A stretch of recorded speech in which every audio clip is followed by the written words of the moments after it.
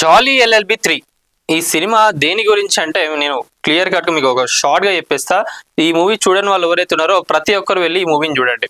Cinema ఏంటంటే మీకు first half లో కొంచెం అంత కామెడీగా బాగానే ఉంటది, సెకండ్ హాఫ్ లోనే ఉంటది మొత్తం ఏంటంటే కోర్టులోనే నడుస్తూ ఉంటది, చాలా బాగుంటది.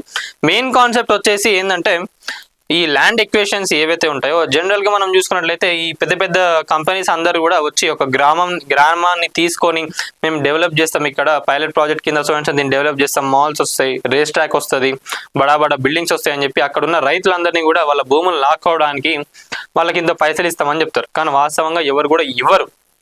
ఇది మనం ఇక్కడ చాలా కేసెస్ లో చూసినాము. ఇది రైతులని వీళ్ళందరూ ఏంటంటే వాళ్ళకి పైసలు ఇవ్వకుండా కొంతమంది చంపేసేసి సో వాళ్ళ దగ్గర నుంచి భూములు లాక్కొని ఏం చేస్తుండే, వాళ్ళు పైసలు ఇవ్వకుండా వాళ్ళు సంపాదించుకోవడానికి ఏం చేస్తుండే అని చెప్పి దాని గురించి సినిమా ఉంటుంది, చాలా బాగుంటుంది.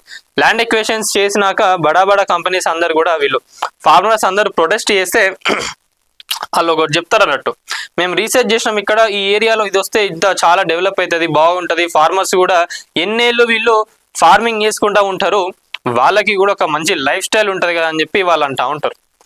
సో దాని గురించి ఈ సినిమా నడుస్తుంది, చాలా బాగుంటుంది, ఇంట్రెస్టింగ్. సెకండ్ హాఫ్ మాత్రం చాలా ఇంట్రెస్టింగ్ ఉంటుంది. మీరు ఏంటంటే దాంట్లో ఇన్వాల్వ్ అయిపోతారు మూవీలో. ఈ సినిమాని మాత్రం ఎవరు మిస్ చేయకండి, ఎందుకంటే ఇవి వాస్తవంగా మన సొసైటీలో జరుగుతున్నాయి ఇట్లాంటివి. కానీ ఇట్లాంటివి నిజంగా బాలీవుడ్ లో చూసినప్పుడు ఏమనిపిస్తుంది అంటే పడిపోయిన బాలీవుడ్ ఇట్లాంటి సినిమాలతోని లేస్తుందేమో అని అనిపిస్తుంది ఒక్కొక్కసారి. నిజంగా ఇట్లాంటి సినిమాలు చాలా వస్తుండే బాలీవుడ్ లో ఒకప్పుడు. మరి తర్వాత వాళ్ళకి ఏమైందో ఇష్టం ఉన్నట్టు కానీ ఫైట్ సీన్లు అని చెప్పి యాక్షన్ మూవీస్ అని చెప్పి అన్ని చెత్త సినిమాలు తీసిండు. కానివ్వండి బాలీవుడ్ లో సినిమాస్ అంటే వాళ్ళ స్టోరీస్ సెలెక్షన్ కూడా అక్షయ్ కుమార్ గారి కూడా నిజంగా చాలా బాగుంటుంది. సో ఓవరాల్ గా లాస్ట్ లో ఏమైతుందంటే నాకు ఈ డైలాగ్ చాలా మంచిగా అనిపించింది సినిమాలో.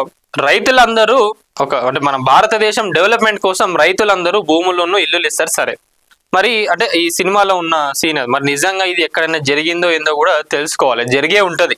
మరి అంటే సినిమాలో ఉన్న డైలాగ్ ఇది. మరి ఢిల్లీలో ఒక ఏరియాని డెవలప్ చేయాలని అనుకున్నప్పుడు గవర్నమెంట్ కూడా ల్యాండ్ ఎక్విజిషన్ చేయాలనుకున్నప్పుడు కొంతమంది బడా పెద్ద మనుషులు ఇల్లులు ఎవరైతే ఉన్నాయో వాళ్ళందరికీ కూడా అడ్డొస్తున్నాయి, వాళ్ళ ఇల్లులు తీసేస్తే మరి అక్కడ ఉన్న ఏరియాను కూడా ఇంకా మనం డెవలప్ చేయొచ్చు, ఇన్ఫ్రాస్ట్రక్చర్ డెవలప్ చేయొచ్చు అని చెప్పినప్పుడు అక్కడ ఉన్న వాళ్ళందరూ రిఫ్యూజ్ చేస్తారు.